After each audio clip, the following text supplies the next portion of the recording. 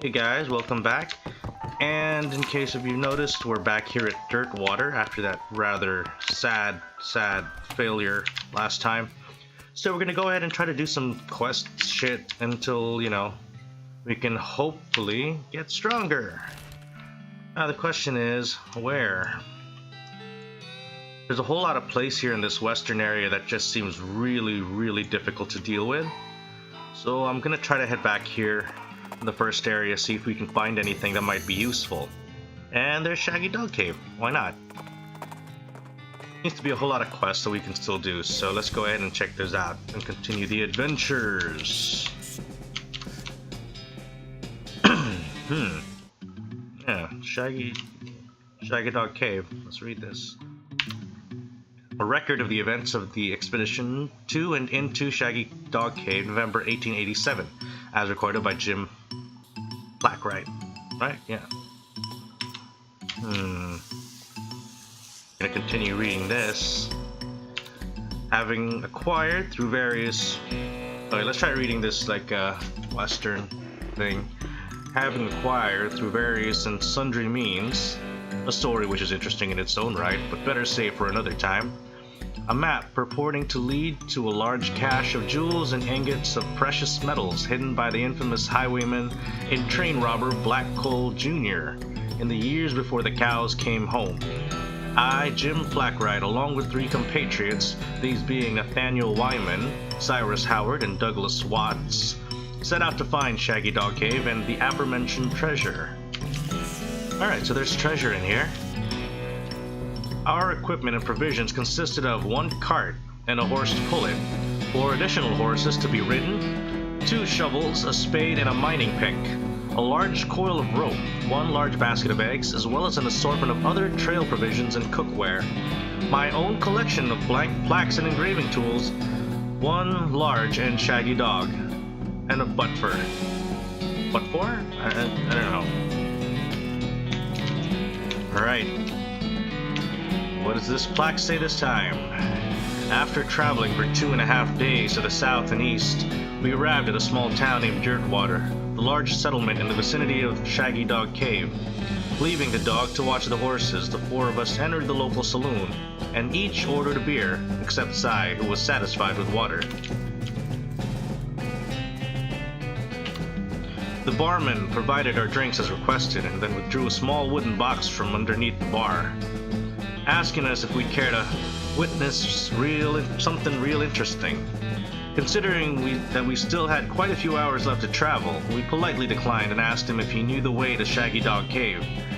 He replied that he had never been there personally, but gave us rough directions which correlated nicely with notes on our map. Upon leaving the saloon, we discovered to our dismay that some unknown villain had tampered with our wagon. Fortunately, the only supplies missing were the butt fur and the entire basket of eggs, apart from the one that Doug had concealed in the pocket for safekeeping.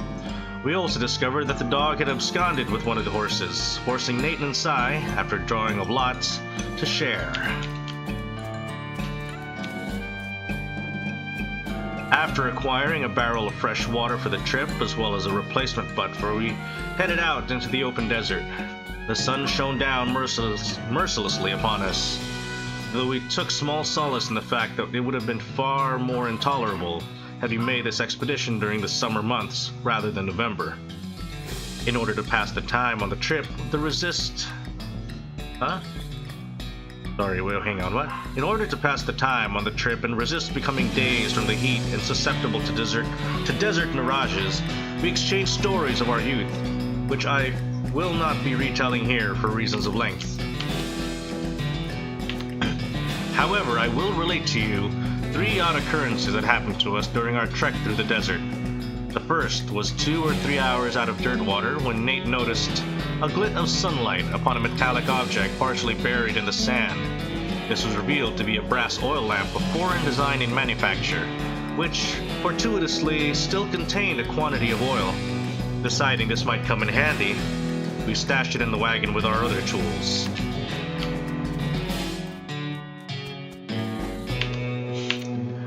Our next encounter was with a nomadic goblin tribesman, who we discovered spoke excellent English.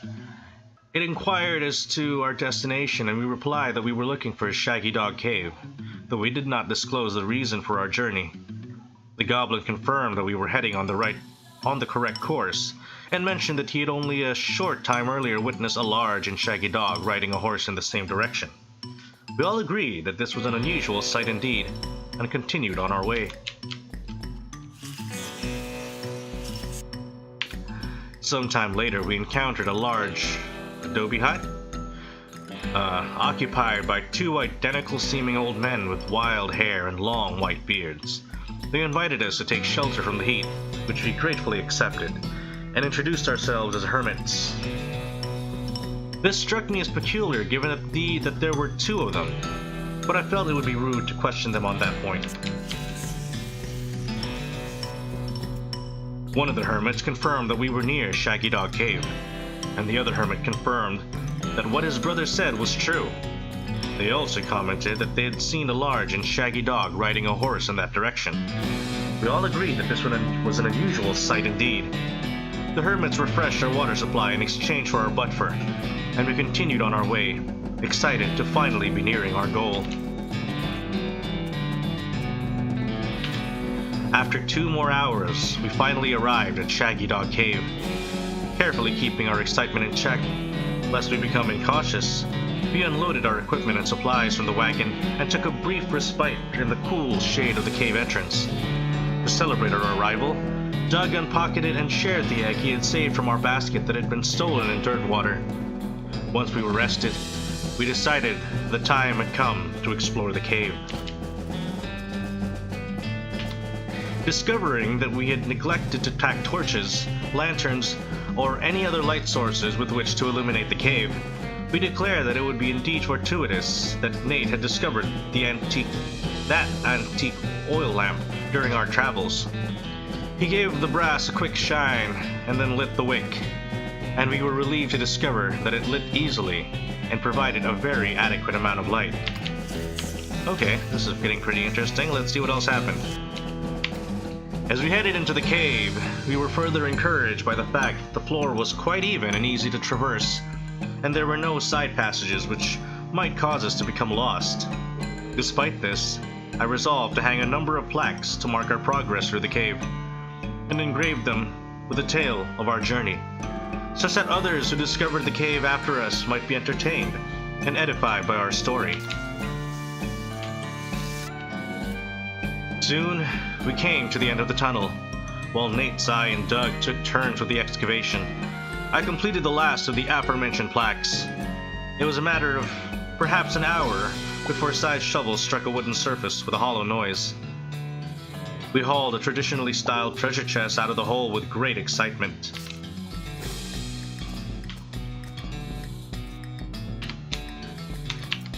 The chest was locked with an ancient and rusting iron padlock which broke easily from a single swing of our pickaxe. We opened the lid slowly, and the flickering light of the antique oil lamp shone brilliantly upon jewels of every color, the shining ingots of precious metals, just as promised by the legends of Black Coal Jr.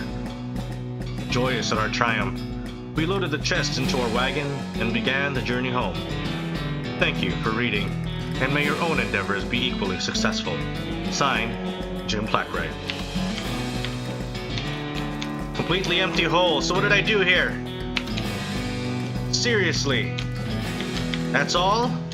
Mother... Come on, guys. Is that all? There's literally nothing else here. Aw, man. No experience, no nothing?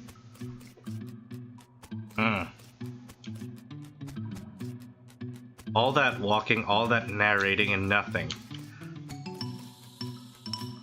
Come on. Gotta be something in here? So it's just a cave. A really, really long cave.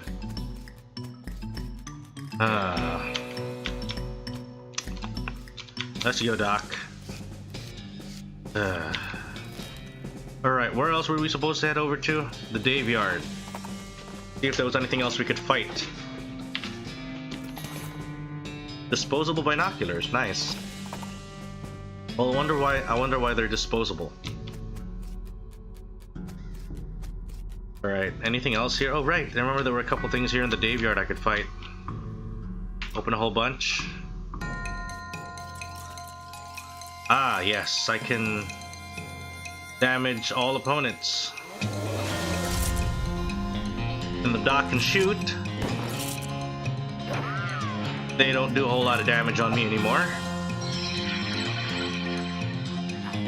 Spooky! AP. There's only one left. Take him down, Doc.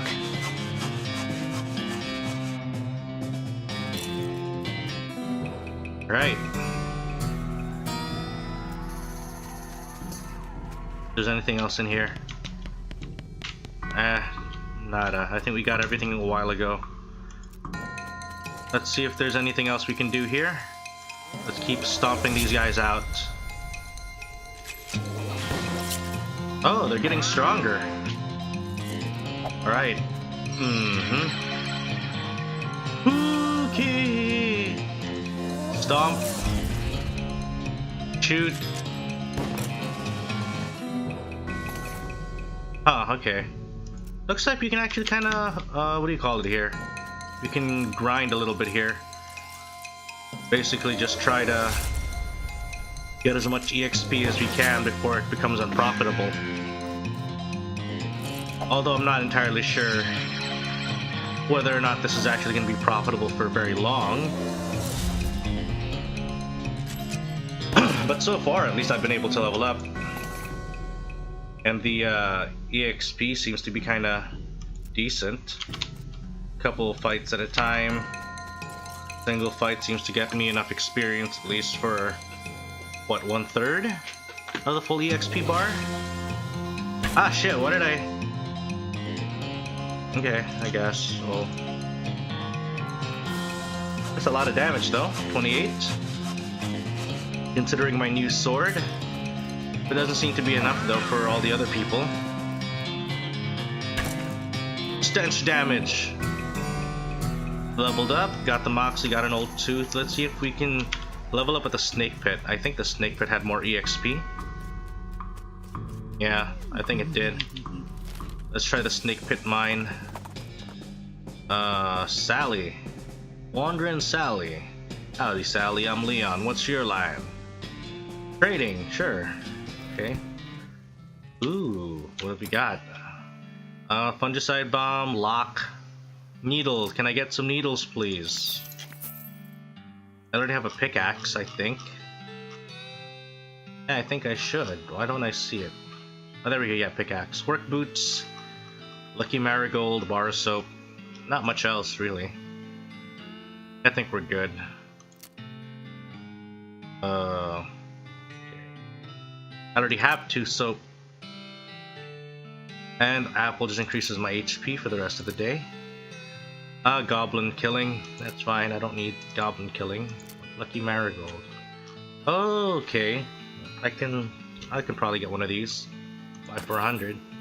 That's it. Let's go. Let's go equip all of the new stuff. Offhand, no. For your pants, your boots. Here, your hats. Lapel embellishments. Oh, it looks like it's already got auto-equip. Okay. Yeah, I think that's fine. Allen hat. Alright, let's go, guys. Mostly scabs. Oh, okay, because of all the things. Right, let me see, what does it do? Mostly scabs. Maximum HP. Let's go, Bushwhacker. Back to the mines. To the mines, to the mines. Goblin, Gulch Goblin Rustler. Let's fight it. Oh.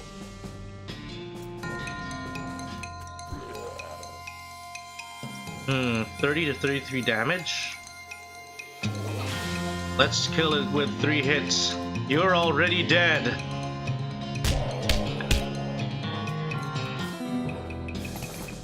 Alright.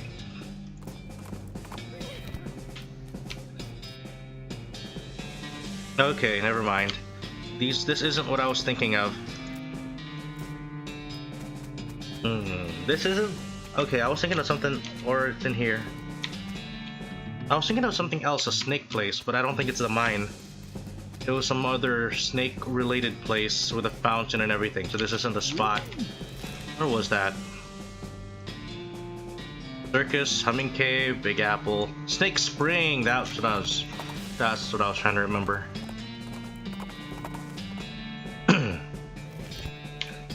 This is where we should see that fountain of snakes. Here we go. Grab a handful. All right. Stomp. Shoot. All right. Miss. Miss. Nothing but misses. Nothing but misses. Oh yeah. Stomp. Shoot. We're good. Oh, not yet? Oh shit. Okay, that guy's kind of tough. Or did I miss him or something? Attack. With my stench sword. Okay. Oh yeah, we also kind of need to farm some of these spleens and stuff. All the snake, what do you call that? The snake... This? Snake guts. Yeah, we need more snake guts.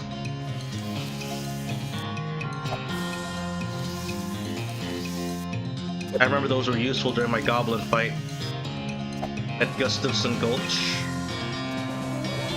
Yeah. Come on, let's go.